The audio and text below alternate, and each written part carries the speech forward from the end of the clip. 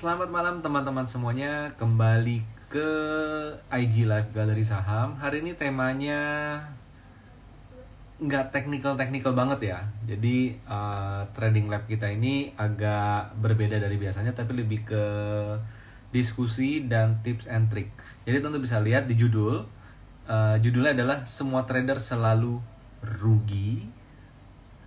Walaupun banyak orang yang bilang saya untung, coba lihat portonya. Yang nyangkut banyak. Bener nggak? Oh, saya habis untung banyak di Goto misalnya. Oh, saya habis banyak untung di BABP hari ini misalnya seperti itu. Oh, saya banyak untung di misalnya di MTech. Tapi coba teman-teman lihat. Di dalam porto lebih banyak yang merah atau lebih banyak yang hijau di sana. Nah, jadi teman-teman, kita akan bahas nih mengenai apa istilahnya ya? Bukan teknikal ya, tapi lebih mengenai mungkin lebih mengenai kondisi dan psikologi lah ya, mengenai kondisi dan psikologi.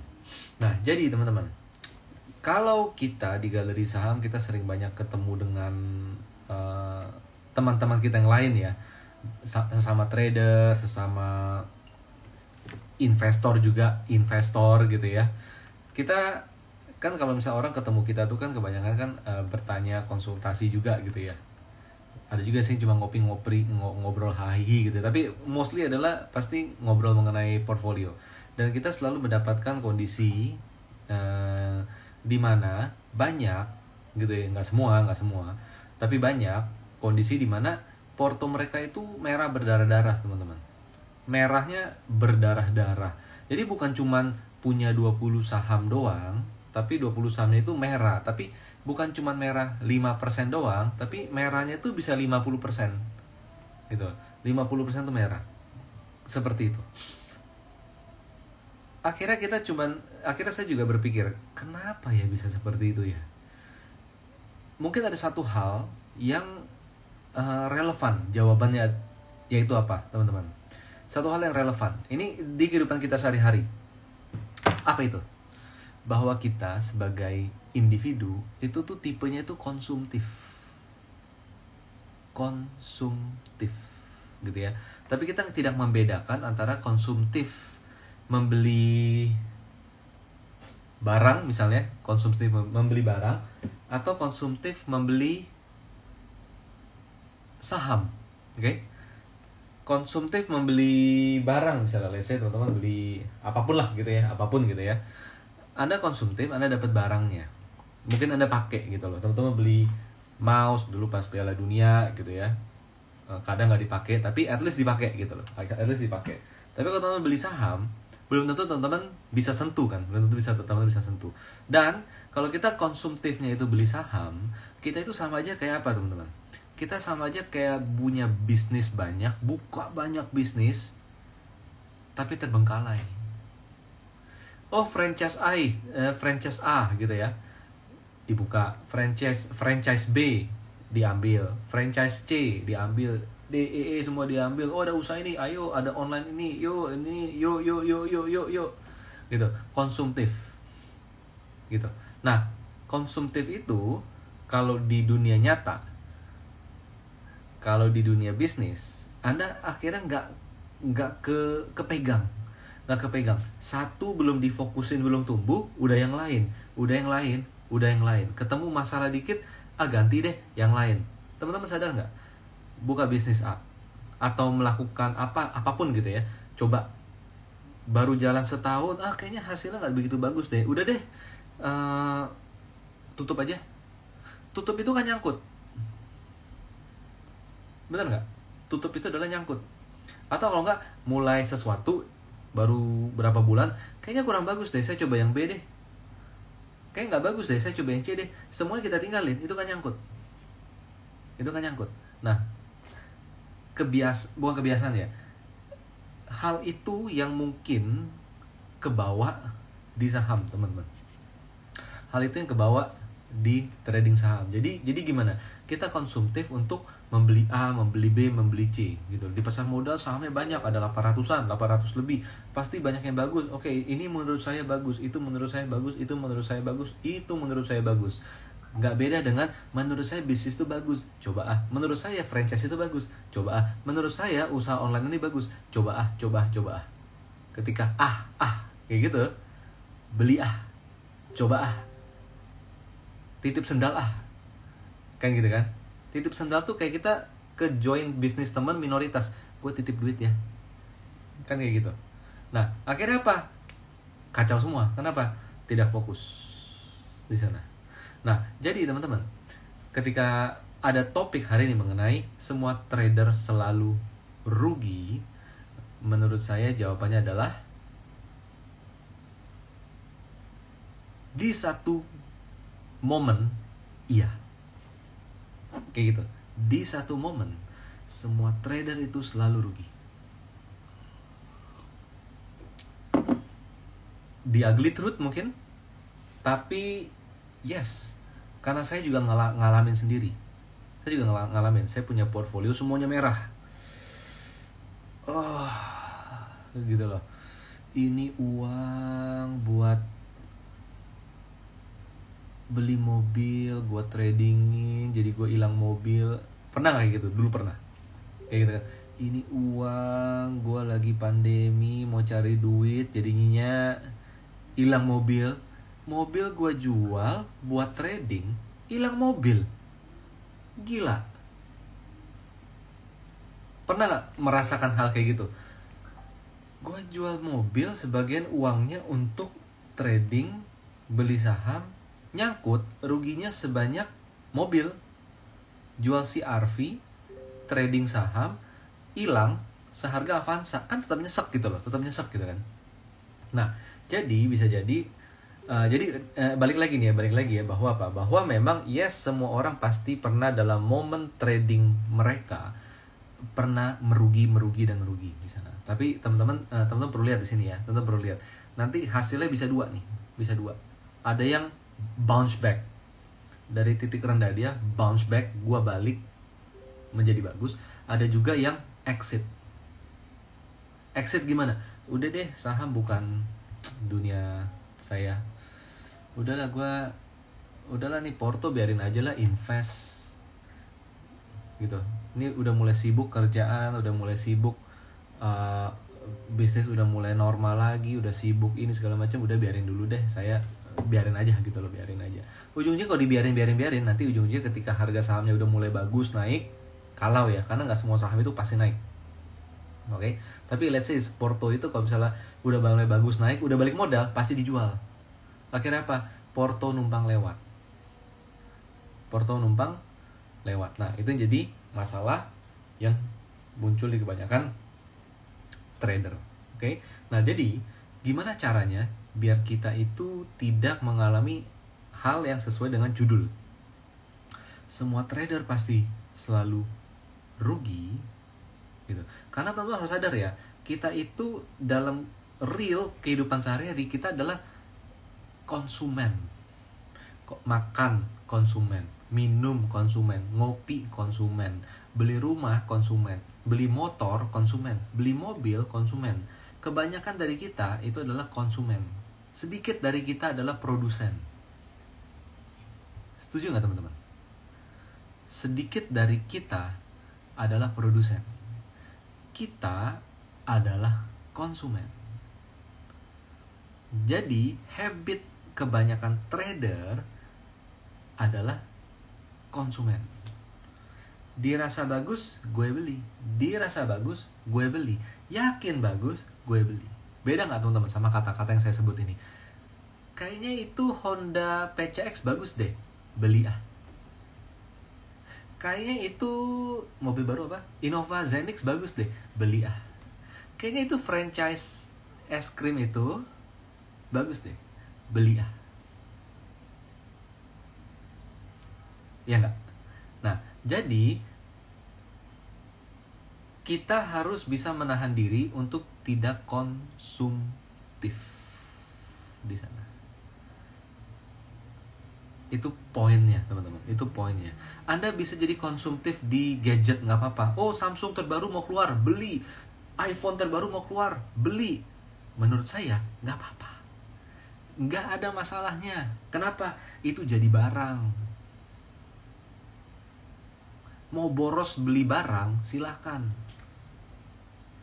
Enggak sih, enggak lah, jangan, nanti dimarahin suami lagi, dimarahin istri lagi gitu kan ya. Tapi gini, compare ya saham sama barang. Kalau Anda boros beli barang silahkan, tapi jangan pernah boros beli saham kalau asal-asalan. Kalau barang udah beli iPhone terbaru, iPhone 14, aduh kayaknya kegedean deh, kurang enak deh, pakainya kurang enak deh. Udah deh mau jual lagi, secondnya masih ada. Teman-teman beli saham harga 5.000 turun jadi 200, dijual 200. Beli saham harga 200 jadi 50, dijual nggak bisa. Kayak gitu loh. Dipegang nggak bisa, diraba nggak bisa, dibawa-bawa nggak bisa. Kayak gitu teman-teman. Oke, nah ini dari Bu Sylvia, mau buka supermarket saham. Nah, oh gini. Jadi ngomong-ngomong supermarket. Jadi kita itu lebih baik jadi kolektor jam tangan, kolektor tas. Teman-teman nggak peduli mau tasnya harus Hermes atau LV apapun, Celine, nggak. Teman-teman mau koleksi tasnya Guess, Michael Kors segala macam, nggak ada masalah. Kenapa? Itu jadi benda. Tapi kalau jadi kolektor saham, hati-hati, itu nggak jadi apa-apa. Di sana, itu tidak jadi apa-apa. Oke, jadi jangan kita menjadi kolektor saham asal-asalan. Oke, sampai saya lihat ya komen-komen di sini ya. Ini kayaknya agak nyantai, jadi saya bisa ngelihat komen-komen teman-teman semuanya. AMRT nanti ya. Nah, AMRT itu Alfamart. Kita jangan jadi Alfamartnya saham. Semua ada. Ini gue kemarin habis beli ini nih. Oh gitu ya, gue juga punya. Lalu bisa si itu ngomong, iya gue tadi kemarin habis trading beli saham ini segala macam. Gue juga punya loh. Gitu. Ketemu si B, ketemu si C, iya gue tadi habis beli saham ini bagus loh, naik. Gue juga punya. Semua punya. Atau kalau enggak, gue pernah punya, tapi udah cut loss. Gue udah pernah punya tapi cut loss atau nyangkut gitu. Hati-hati teman-teman. Jadi ini kita IG live ini kita nggak ke Zoom, YouTube live dan lain-lain sebagainya. Ini kita back to apa namanya, Instagram dulu ya, Instagram dulu, karena banyak hal lain yang lagi dikerjain oleh kita gitu ya. Jadi teman-teman, pertama adalah jangan konsumtif membeli saham. Hati-hati. Itu yang pertama. Karena kita seumur hidup kita dari kecil sampai usia sekarang, tendensi kita adalah menjadi konsumen. Enggak kok, gue punya bisnis. Gue kan produsen. Siapa yang punya bisnis? Elu atau babe? Orang tua produsen. Kita sebelum masuk ke dalam itu, kita konsumen juga. Gitu. Tendensinya adalah kita tuh konsumen di sana. 90%-an. Jadi jangan sampai kita membeli saham seakan-akan kita membeli barang. Beda. Silakan konsumtif di barang, jadi barang. Tapi kalau kita konsumtif di saham, jadi apa ya? Jadi kenangan. Oke? Nah, di Pak Henry Aryo, pasukan average down Goto. Nah, ya itu dia. Jadi itu konsumen. Average down. Yang jual siapa? Yang jual adalah pemilik saham dalam jumlah banyak. Menjual, oke? Nah, konsumen siapa? Kita yang average down. Sektor real. Contohnya apa? Produsennya siapa? Mie instan. Konsumennya siapa? Saya yang makan mie instan. Mendingan konsumtif di barang daripada konsumtif di saham. Jangan kegampangan beli saham, jangan kegampangan FOMO, jangan kegampangan average down. Di sana. Silakan antri berular-ular. Beli apa ya? Yang sekarang lagi nge-hype apa di Jakarta ya? Yang ular-ular beli, yang lagi rame beli Miche. beli es krim ngantri sampai 20 menit, silahkan. Tapi jangan hal tersebut dilakukan untuk apa? FOMO, beli saham yang lagi naik daun kan. Harga saham naik itu sama kayak sebuah brand naik daun. Kayak gitu teman-teman, jangan sampai kayak gitu. Oke, lanjut ya. Nah, jadi belum tentu nih. Nah, ini dari iMonic. Nggak berani CL lah kok utamanya. Bukan di situ. Belinya udah salah, cut loss nomor 2. Belinya udah salah dulu. Kita lagi banyak melihat jurnal transaksi yang selama ini kita lakuin gitu ya. Jadi memang ada cut loss, ada nggak? Ada, cukup sering gitu loh. Cut loss tetap ada gitu loh. Tapi yang paling penting di sini adalah pembelian kita itu pembelian yang rasional atau enggak. Jadi kalau gue nggak masalah, gue cut loss, gue berani. Pokoknya ada saham apa gerak, gue beli. Gue berani cut loss, beli cut loss, beli cut loss, beli cut loss. Habis duitnya di situ. Cut loss itu penting, tapi nomor 1 adalah pembeliannya itu udah bener belum, atau ngasal-ngasal beli ujung-ujung cut loss. Sama aja kayak kita buka bisnis. Saya udah sewa ruko, saya udah renovasi, saya udah beli franchise-nya, saya udah beli, udah jalan 8 bulan, udah sepi, ya udahlah tutup, cut loss. Kan gitu. Saya coba titip modal ke teman saya atau ke kenalan saya yang saya kira udah oke segala macam, lalu ternyata bisnisnya nggak jalan, cut loss. Kan di sana. Tapi memang asal-asalan buka bisnis itu lebih buruk hasilnya daripada asal-asalan beli saham. Kenapa? Kalau asal-asalan buka bisnis, uang kita yang tadi misalnya 100% udah habis semua. Jadi apa? Jadi sewa, jadi mebel, jadi gaji karyawan, dan lain-lain. Tapi kalau kita asal-asalan beli saham, cut loss masih balik jadi duit. Jadi gitu dia ya, gitu. Asal-asalan beli barang lebih mending daripada asal-asalan beli saham. Tapi asal-asalan kita beli saham, jangan sampai kita ke asal-asalan buka bisnis. Tapi konsepnya sama teman-teman. Konsepnya itu sama banget gitu. Oke. Nah lanjut. Nah dari Bu Sylvia lagi. Nah nggak berani CL lah, terus ngelirik saham lain berharap cuan tapi loss lagi. Nah itu bisa jadi kayak gitu. Kenapa? Kita jadi punya tendensi untuk coba lagi gitu loh. Kita teman-teman, kalau kita itu kita kalau fokus maka kita akan fokus gimana caranya saya improve lebih baik. Teman-teman, misalnya teman-teman renang nih. Saya sekarang udah bisa gayanya 1 gitu kan. Gimana caranya biar dengan gaya ini saya bisa lebih cepat? Kita kan improve gerakannya dan lain sebagainya gitu kan ya. Itu di saham juga harus kayak gitu. Saya trading sekarang rugi nih.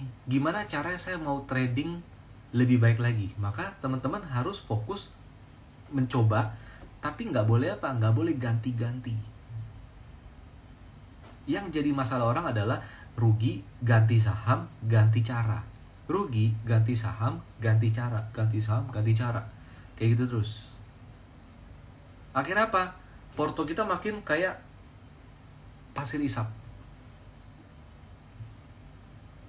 Terus narik kita ke bawah. Pusing, ya kan? Pusing. Dan itu yang terjadi di angkatan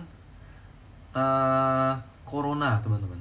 Mohon maaf nih, saya nggak bukan maksud apa-apa ya, cuman kita ketemu banyak sekali trader-trader yang masuk dalam 3 tahun terakhir. Ekspektasinya adalah mau cari untung. Yang lebih mirisnya adalah mau cari income tambahan, tapi mereka semua itu nyangkut. Enggak, jangan ngomong semua deh. Sebagian dari mereka itu malah nyangkut. Dan sampai sekarang uang mereka belum ditarik karena masih dalam posisi nyangkut. Posisi nyangkut nggak mau dijual. Kenapa? Karena nyangkut, terrealisasi kerugiannya. Lah, nggak perlu dijual pun juga udah rugi gitu loh. Jadi nggak perlu merasa saya nggak jual, saya belum rugi. Nggak bisa seperti itu. Oke, nah yang perlu teman-teman pelajari di sini adalah apa? Mungkin teman-teman bisa pelajari dalam setahun sampai 3 tahun ke belakang ini, Maka apa yang membuat kita rugi sih? Yang membuat kita rugi adalah kata kunci pertama adalah kita itu terlalu konsumtif. Ingat ya. Saya ke teman saya yang trading saham juga, tapi loss mulu, diomongin bebel nggak bisa gitu ya. Saya langsung bilangin, udah deh lu nggak usah trading saham, lu beli jam tangan aja dengan uang segitu, uangnya gede, miliaran. Beli jam tangan aja udahlah tuh beli Rolex tuh, Patek Philippe tuh, AP tuh segala macam, beli aja, konsumtif di sana, harganya ketaker, gitu. Jangan beli saham, kayak gitu. Nah jadi kalau kita terlalu konsumtif dan benar-benar nggak bisa benar-benar mengendalikan sifat konsumtif kita di saham, teman-teman, udahin trading sahamnya. Mohon maaf, udahin. Gitu. Jadilah konsumtif, beli tas mewah, jam tangan mewah. Apalagi kalau uangnya lebih banyak lagi, kolektor mobil langka, mendingan gitu. Beneran. Kita galeri saham, saya represent galeri saham nih ya gitu ya. Tapi kita nggak jadi motivator yang bilang bahwa pasti bisa, ayo kamu bisa, enggak gitu loh. Kalau udah bener-bener nggak bisa diobatin, mendingan jangan trading. Kalau kita udah terlalu konsumtif membeli saham, terlalu gampang membeli saham yang akhirnya rugi-rugi gitu ya, mendingan jangan trading. Mendingan konsumtif tuh, beli Rolex tuh, lagi turun tuh harga Rolex Batman, Rolex Smooth, Starbucks dan lain sebagainya itu lagi turun gitu loh. Nautilus juga lagi turun, ya kan? Royal Oak juga lagi turun. Apalagi? Ya gitu deh. Kalau yang wanita beli tuh LV gitu loh, Celine, Hermes dan lain sebagainya. Silakan gitu loh. Jangan trading saham kecuali memang ya ini uang iseng-iseng, uang yang kalau hilang nggak apa-apa, ya udah nggak apa-apa. Kalau gitu kita di kasino namanya. Ya nggak? Oke, lanjut ya. Nah, jadi teman-teman, pertama adalah hindari sifat konsumtif dalam membeli saham. Itu bahaya banget. Teman-teman bisa silakan lihat di dalam kehidupan sekitar kita. Konsumtif kita membeli barang, hasilnya nggak bagus. Tapi tetap saya bilang, mendingan konsumtif beli barang daripada beli saham. Barang jadi barang, saham nggak bisa diapa-apain. Kayak gitu loh. Sekonsumtif-konsumtifnya kita beli barang, bisa kita pegang, bisa kita, aduh duit gue habis buat lu, gue beli nih handphone 2 tahun lalu harganya sekian belas juta, aduh sayang banget, gue sampai diputusin pacar gara-gara gue beli lu, gue sampai tidur sendiri di nggak boleh tidur sama istri gara-gara beli lu, habis beli mobil diomelin. Tapi ini benda bisa diajak ngomong dikit lah. Saham, nggak ada itu. Oke? Nggak ada. Dari Pak Aron, nyangkutor. Iya Pak, nyangkuters. Jadi nyangkuters. Gitu. Dari Pak Ibrahim Sumantri. Wah, Bro Bram ikutan. Thank you bro. Lalu, apa lagi ya? Nah dari Pak Aron nih ya, eksekusi beli itu jadi keinginan atau kebutuhan, keinginan atau kebutuhan. Jadi kita merasa butuh. Jadi needs and wants itu udah nyaru gitu loh. Kalau kita beli saham. Jadi yang pertama adalah balik ya, kita fokus dulu nih ya, balik nih ya. Kita harus apa? Kita harus tidak boleh konsumtif. Itu yang pertama. Kita tidak boleh konsumtif. Sebentar, saya harus just to make sure.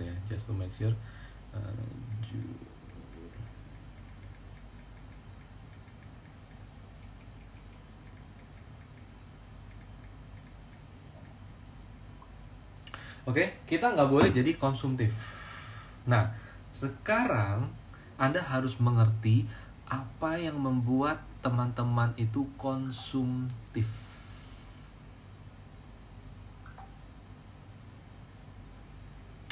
Pertama, dari diri sendiri, merasa ingin cepat. Pertama itu merasa ingin cepat. Teman-teman pengen sprint dari A ke B langsung. Mindset yang harus Anda tanamkan di sini adalah pelan-pelan, yang penting sampai. Itu dulu. Pokoknya itu dulu di saham, teman-teman.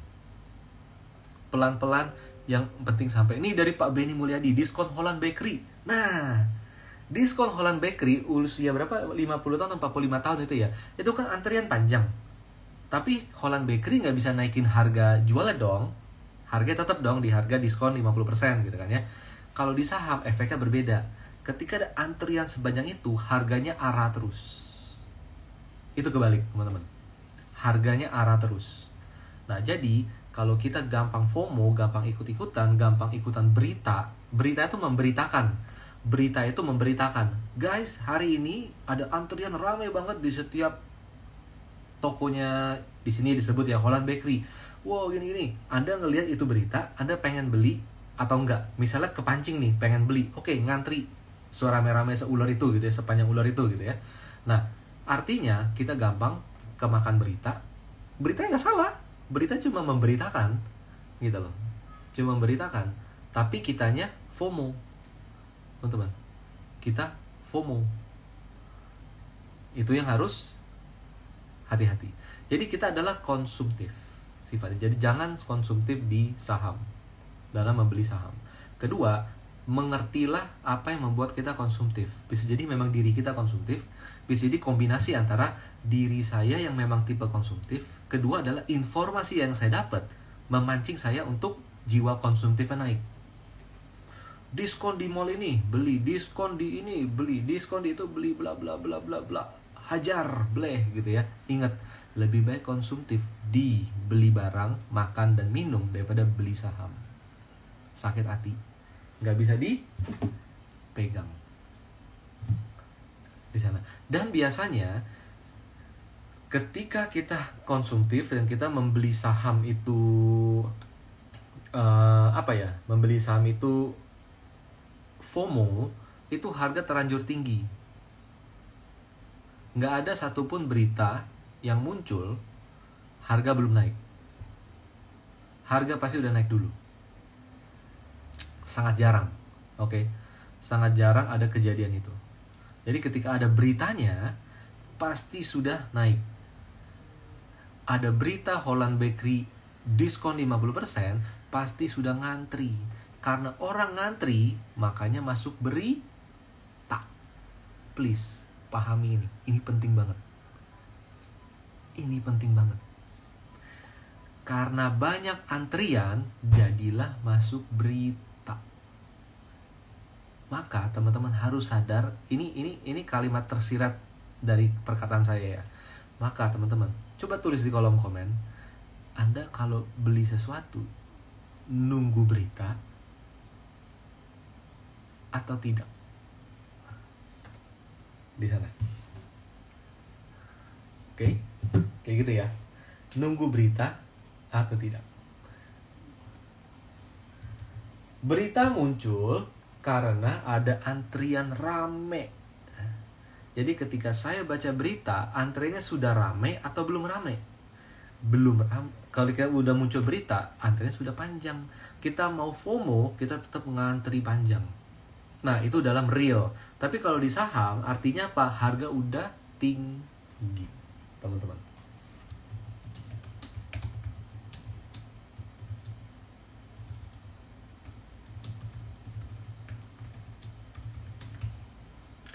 Kayak gitu teman-teman, kurang lebih gitu ya. Oke, lanjut.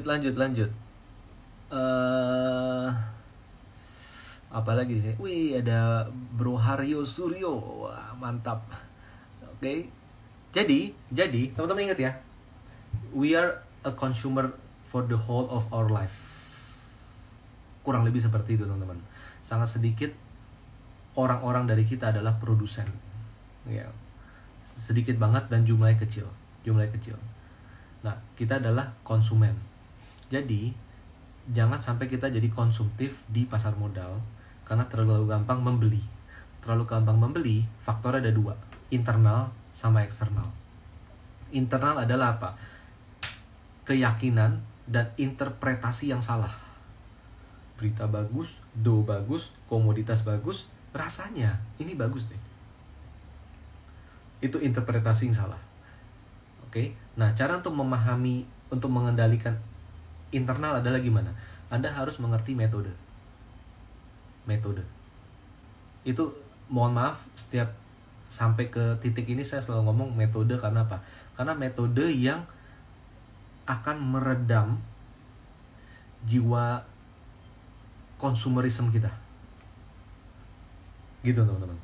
Metode yang membuat kita untuk mikir-mikir, gila gak sih kalau gue lanjut?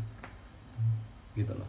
Teman-teman menjadi expert di bidang tertentu, misalnya teman-teman expert di digital marketing, teman-teman expert di sosial media, teman-teman expert di production, finance, dan lain-lain sebagainya. Teman-teman akan sadar bahwa ada ritme yang harus dijaga biar kita nggak meledak-meledak. Kalau kita sampai meledak-ledak sampai jadi bubble, itu akhirnya habis sendiri, gitu loh. Itu habis sendiri. Jadi ada ritme yang dijaga. Nah, itu yang kita harus ngerti. Nah, untuk mengerti ada ritme yang dijaga, artinya Anda harus profesional, Anda harus menguasai bidang tersebut. Nah, gimana cara untuk menguasai bidang tersebut? Anda harus mengerti metodenya. Gitu ya, teman-teman ya. Teman-teman harus mengerti metodenya, flow-nya seperti apa, dan lain sebagainya. Oke. Nah, ngomong-ngomong mengenai metode, teman-teman bisa coba pelajari juga di Galeri Saham itu kan kita kan juga ada bikin rekomendasi ya. Nah, rekomendasi kita rekomendasi teknikal. Rekomendasi teknikal, apa urusan rekomendasi teknikal dengan konsumtifnya kita membeli saham? Rekomendasi teknikal adalah filternya, teman-teman. Filternya.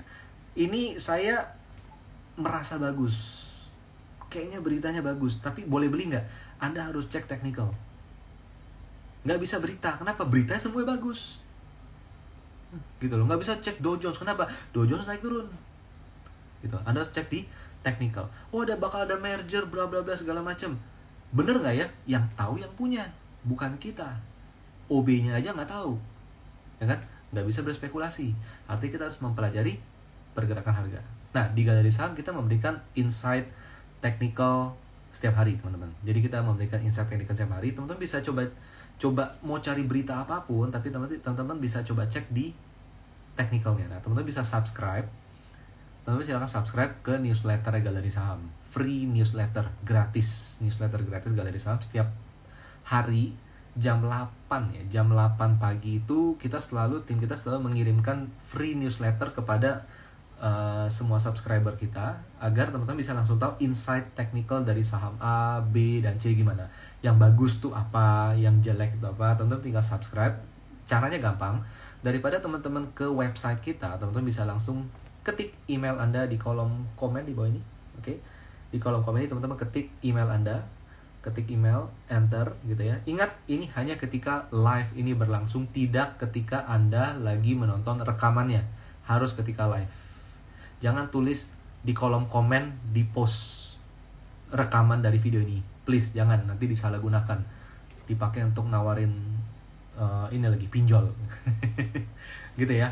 Tulis email Anda hanya ketika live ini berlangsung, biar tim kami bisa bantu compile. Untuk nanti besok per jam 8 pagi sudah menerima email newsletter kita setiap hari secara gratis.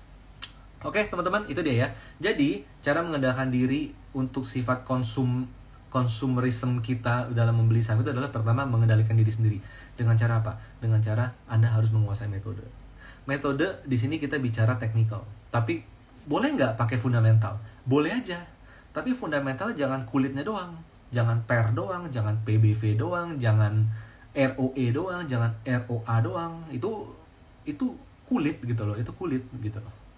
Itu kulitnya doang. Karena antara fundamental dan harga itu berbeda, teman-teman. Kalau teman-teman mengikuti pergerakan perkembangan harga jam tangan, Rolex, dulu kan ada Triumvirat ya.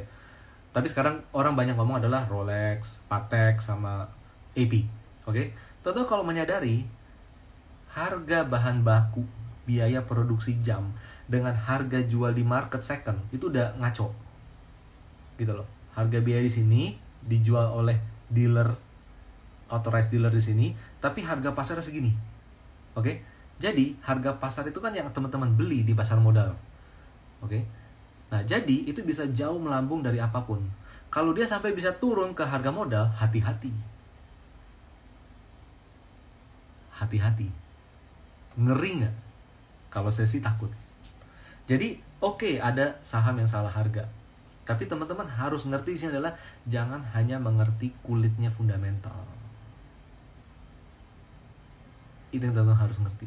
Jangan hanya ngerti kulitnya fundamental.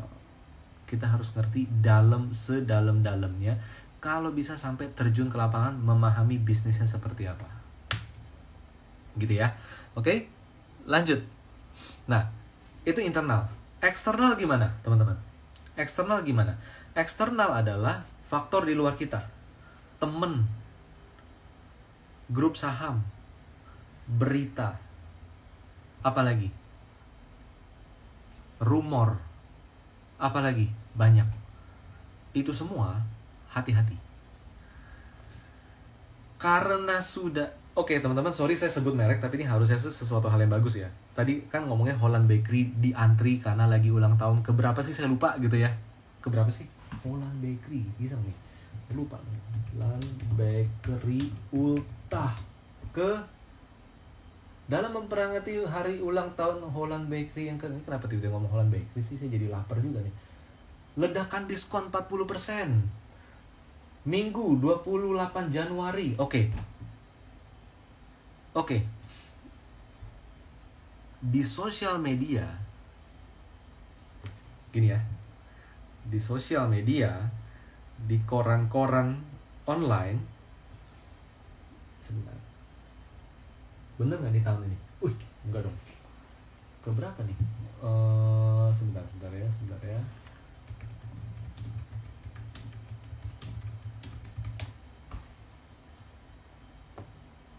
Oke.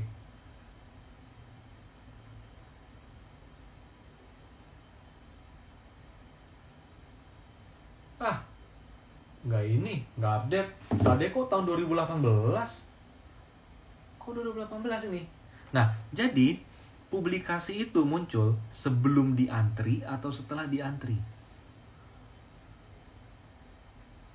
Setelah diantri. Jadi, kita harus menutup kuping dan mata terhadap, mohon maaf, berita yang membuat kita kepengen beli. Itu penting, teman-teman. Berita itu pedang bermata dua. Hati-hati. Berita itu adalah sarana reporting, bukan analitik. Anda harus ingat di sana. Sarana reporting, bukan analitik. Berita, laba perusahaan. Oke, ini ada berita baru nih. Berita baru. Grab bekerja sama dengan salah satu konglomerat di Indonesia untuk membuat digital bank dengan nama Bank Bersama. Wow, Bank Bersama bla bla segala macam, itu beritanya. Berita itu menyuruh Anda beli atau enggak? Enggak. Tapi berita itu melaporkan perkembangan bisnis dari Grab ataupun si grup konglomerat itu. Kenapa saya sembunyiin nama grup konglomerat? Karena kalau saya sebut kode sahamnya, Anda langsung pengen ngebeli. Bener nggak? Ya kan? Tapi pasti teman-teman udah tahu kodenya apa. Kan gitu kan? Nah, jadi berita itu bukan media untuk analitik, tapi untuk informasi di sana. Nah, jadi jangan gunakan berita sebagai dasar untuk beli atau jual. Karena pada dasarnya berita itu ada karena pelaporan. Pelaporan itu ada karena kewajiban. BCA, BRI, Mandiri, Astra, Telkom, Unilever, dan lain sebagainya setiap 3 bulan sekali selalu harus melaporkan kinerja, public expose ke media, karena mereka perusahaan terbuka. Kenapa? Karena itu adalah kewajiban mereka untuk para pemegang saham. Pemegang saham tidak semuanya kerja di dalam Unilever. Pemegang saham tidak semua kerja di dalam BCA. Malah saya rasa dikit yang kayak gitu ya. Ya kan? Pemegang saham tidak semuanya ada di Astra. Nah, gimana caranya agar pemegang saham non pengendali minoritas bisa tahu perkembangan bisnis perusahaan yang sahamnya saya pegang.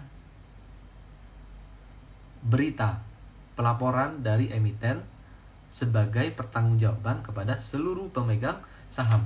Nah, jadi yang terjadi dulu adalah pertumbuhan bisnisnya dulu, pemburukan bisnisnya dulu, atau beritanya dulu. Kejadian di lapangannya dulu. Jadi kita jangan reaktif terhadap berita, karena kadang berita itu orang suka hubung-hubungkan dengan fundamental. Oh, beritanya bagus, wah bakal bagus dong dia ke depan, gitu loh. Oh, berita jelek, oh bakal jelek dong dia ke depan. Oh, udah jual beli segala macam. Kita jadilah konsumtif.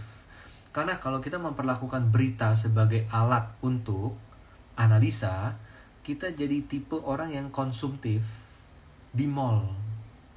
Teman-teman lihat Instagram, guys, di sini ada diskon 50%. Lu bisa beli barang-barang di department store ini 50% off all item dan lain sebagainya. Wih, beli gitu kan. Kesana ya beli. Akhirnya apa? Kita jadi kolektor barang diskonan. Tapi percayalah teman-teman, lebih baik teman-teman konsumtif membeli barang diskonan daripada teman-teman konsumtif membeli saham. Ciri-ciri Anda konsumtif dalam membeli saham adalah saham Anda lebih dari 10.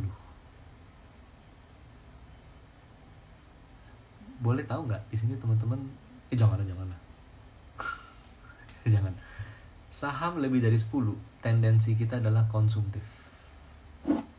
Kayak gitu. Berapa banyak kita di sini punya saham lebih dari 10? Oke. Lanjut ya. Nah, lalu setelah itu, nah ini menarik nih dari Pak Haris. 1, nanti nggak ada yang konsumtif, nggak bisa jualan lagi bandarnya. Betul sekali, mantap. Kalau kita nggak konsumtif, Toyota nggak bisa jualan mobil. Kalau kita nggak konsumtif, Honda nggak bisa jualan motor. Bisa diikuti di sini?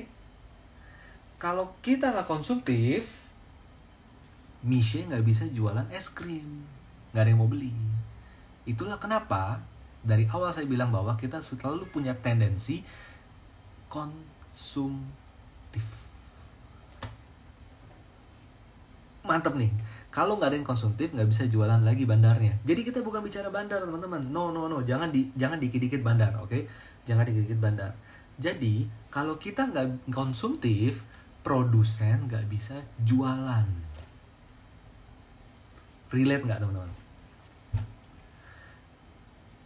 Oke. Jadi, di dalam dunia real, kita sering beli kopi merek, gak usah sebut merek lah ya, kita beli tiap hari.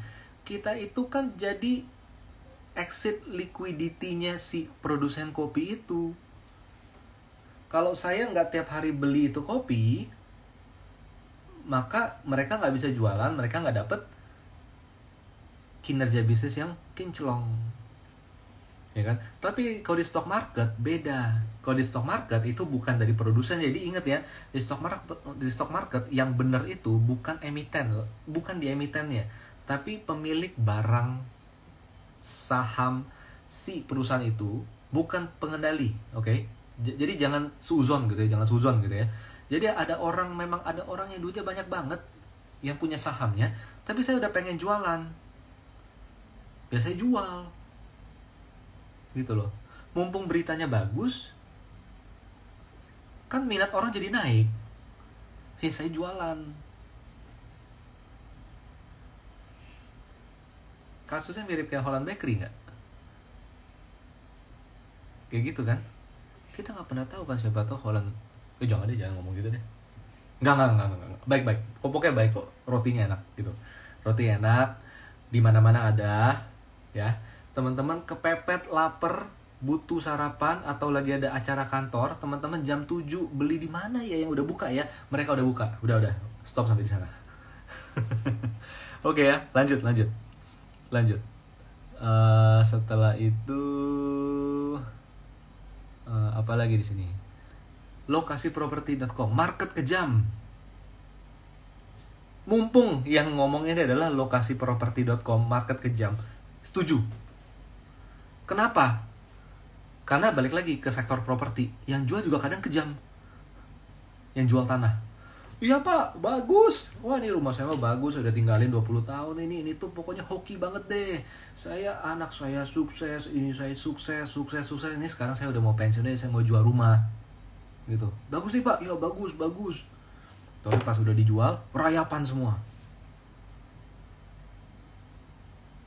Mirip nggak kayak di saham? Mirip kan? Jadi kadang ini nggak bermaksud ngapa-ngapain ya. Kadang kalau teman-teman punya sense atau punya pengalaman bertransaksi di properti, dalam hal ini properti second ya, bukan dari developer ya, tapi second, Anda akan lebih kurang memahami how the stock market works juga. How the stock market works. Asal secondary market di situ. Oke, lanjut. Nih dari Shelly Ho. Jadi maksudnya kalau udah keluar berita kita jualan ya Koryo, bener nggak? Jadi gini, kalau keluar berita lihat dulu harganya itu udah tinggi, udah naik belum. Jangan lihat udah naiknya dalam waktu seminggu terakhir mah rata. Sebulan terakhir mungkin naik dikit, tapi coba lihat 6 bulan terakhir udah naik banyak belum. Kalau dia udah naik banyak, keluar berita, udah berat untuk naik lagi. Kayak gitu, udah berat untuk naik lagi. Nah, ketika keluar berita, sifat konsumtif kita yang muncul. Karena banyak orang trader yang konsumtif, aji mumpung. Yang punya barang banyak, beli di bawah, beli sebelum berita bagus muncul, beli sebelum kinerja perusahaan itu jauh membaik. Belinya bukan cuma sebulan 2 bulan, berarti mungkin bisa setahun yang lalu. Mereka bisa manfaatin untuk jualan. Gitu teman-teman, bisa manfaatin untuk jualan. Salah nggak? Ya enggak, kan duit gue banyak, gue mau jualan ya gue harus jual banyak. Kok gue yang salah? Gitu loh, nggak ada yang salah. Semua itu adalah transaksional. Yang suka beli, yang udah puas jualan. Gitu ya teman-teman ya. Oke. Nah jadi ingat selalu, cara mengendalikan konsumtif kita dalam membeli saham internally. Kalau externally gampang, hindari membaca berita berlebihan, apalagi yang suka clickbait. Itu hati-hati. Oke? Pom-pom, hati-hati. Dan lain sebagainya. Oke? Pom-pom itu seperti cheerleaders, nyemangatin, ayo. Gitu kan? Di sports nggak apa-apa, tapi kalau di saham hati-hati. Mereka promotor, gitu loh. Mereka promotor. Bagi rumor, apalagi fundamental dan lain sebagainya, itu hati-hati. Gitu. Jadi ini pengalaman yang kita lihat dari banyak trader yang kita bisa bilang good performance ya. Somehow mereka itu membatasi diri dari dunia luar. Percaya deh, mereka membatasi diri dari dunia luar. Mereka gak terlalu peduli dengan berita. Oke, mereka selektif dengan berita. Mereka selektif dengan grup saham. Mereka selektif dengan orang-orang yang merekomendasikan saham. Mereka selektif, gitu. Bahkan mereka kadang gak begitu connect dengan di luar. Mereka taunya caranya gini, analisanya A, analisa B, dipelajari karakternya, dipelajari momennya dan lain sebagainya, belinya gimana, gitu ya. Nah, biasanya mereka tuh seperti itu. Jadi, cara membatasi faktor eksternal yang membuat kita konsumtif adalah coba jangan terlalu banyak mendengar.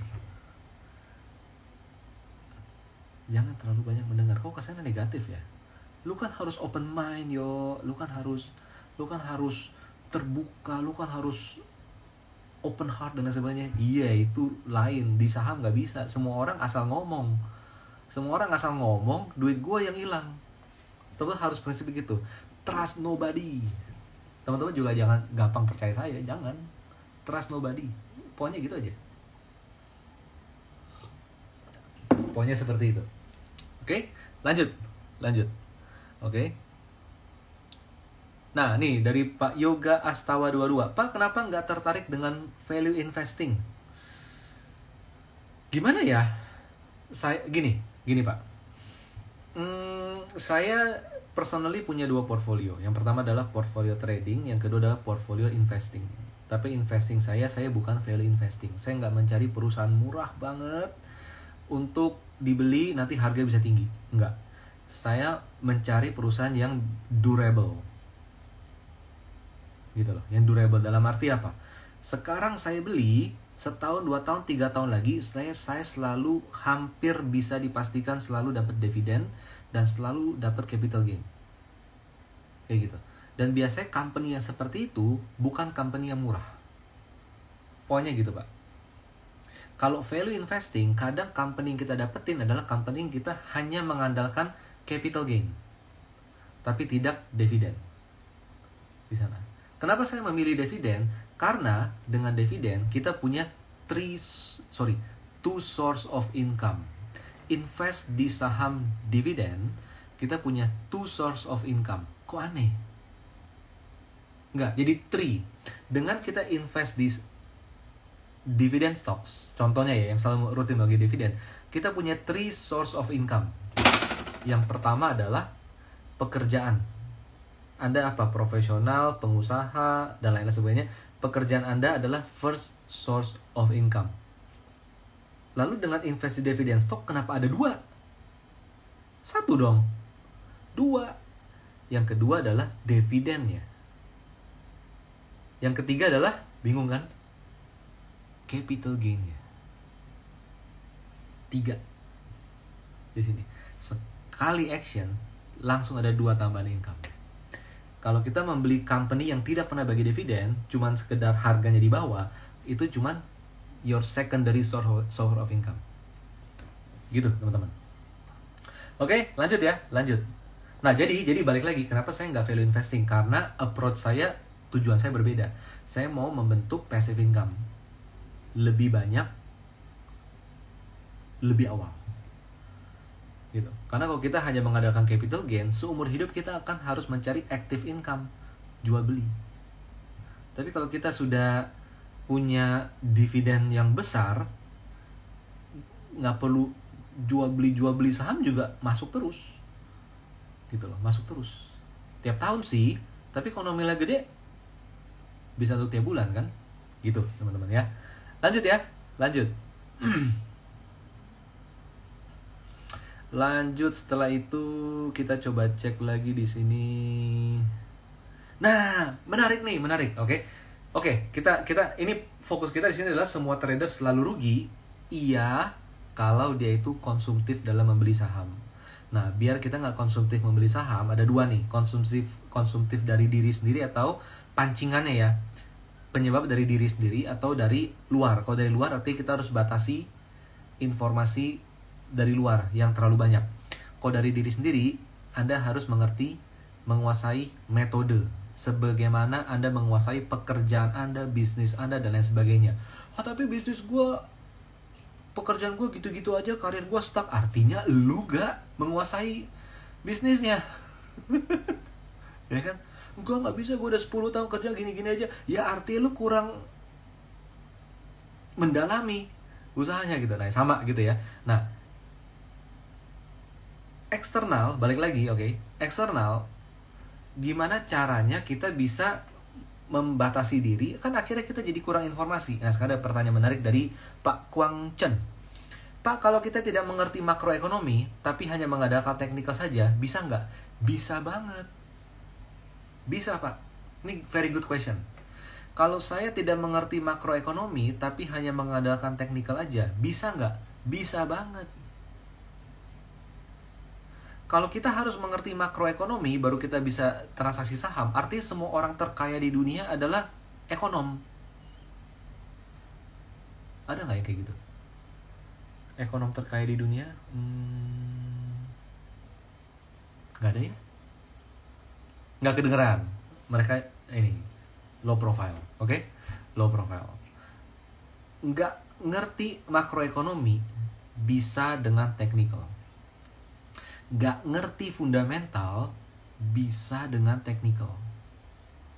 Ngaco nih, Rio mau jualan nih, Rio mau promote ini segala macam. Kagak. Enggak, teman-teman. Orang yang ngerti makroekonomi, ini logik nih, logik, oke? Ini bagian terpenting dari hari ini mungkin ya. Oke, ini udah 1 jam. Oh enggak, ini menit ke 55. Oke, teman-teman kalau mau nonton ulang bisa tonton di menit ke 56.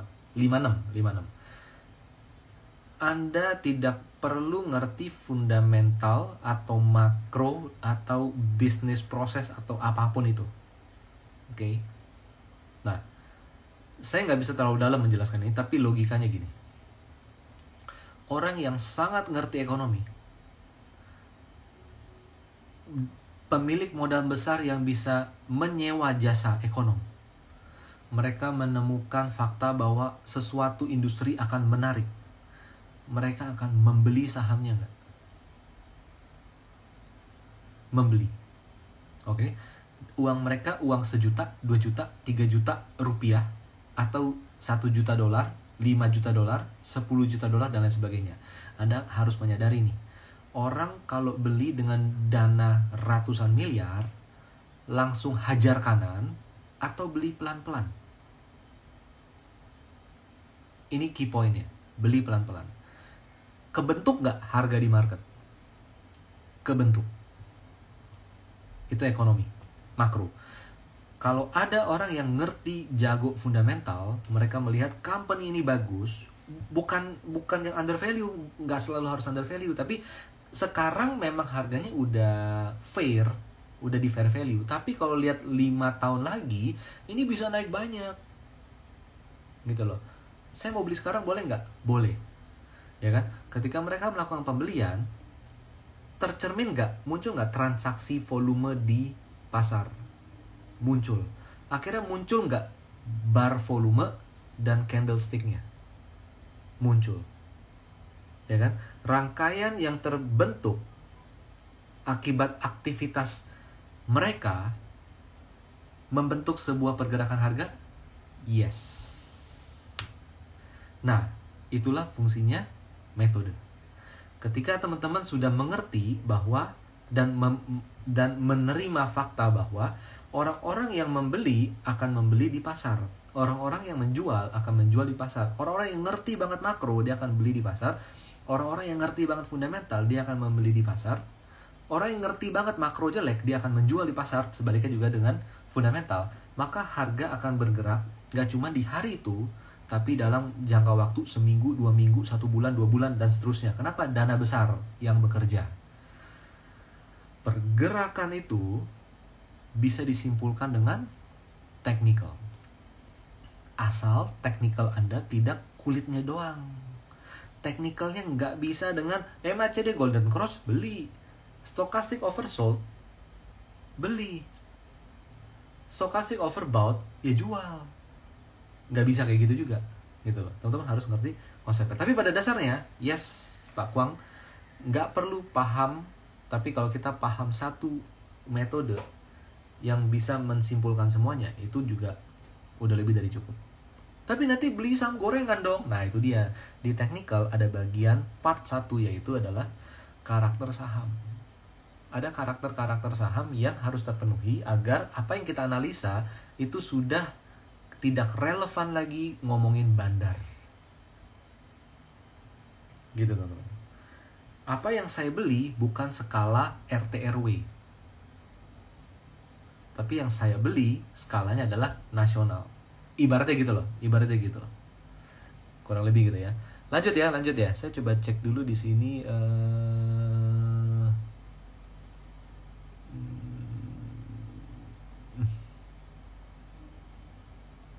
Nih, terakhir ya, dari Sing Yan. Tips dong kok buat hold saham yang sudah profit supaya nggak jual kecepatan. Misalnya dia sudah naik dan lagi sideways, gimana? Nah ini dia, ini back to technical. mau baca berita apapun nggak bisa. Hati-hati, ingat terakhir kali kita kebanyakan trader terkecoh dengan saham batubara. Masih banyak yang simpen saham batubara, masih banyak orang yang average down saham batubara karena anggap dari Desember ya, winter. Hati-hati. Harga itu mencapai puncak sebelum faktual terjadi 3 bulan sampai 6 bulan lebih awal.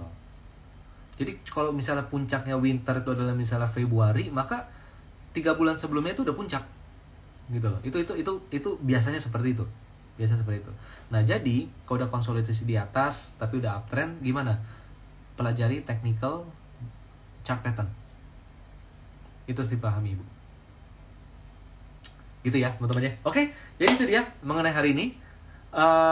Apakah semua trader selalu rugi? Iya. Jawabannya, kalau dia itu konsumtif.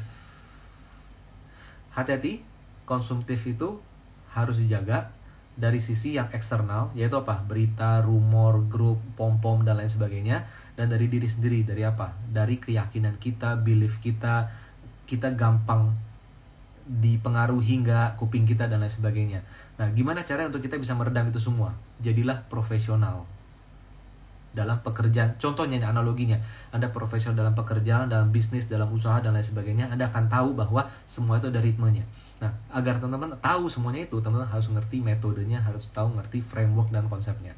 Nah, pilihlah metode yang bisa Anda kuasai.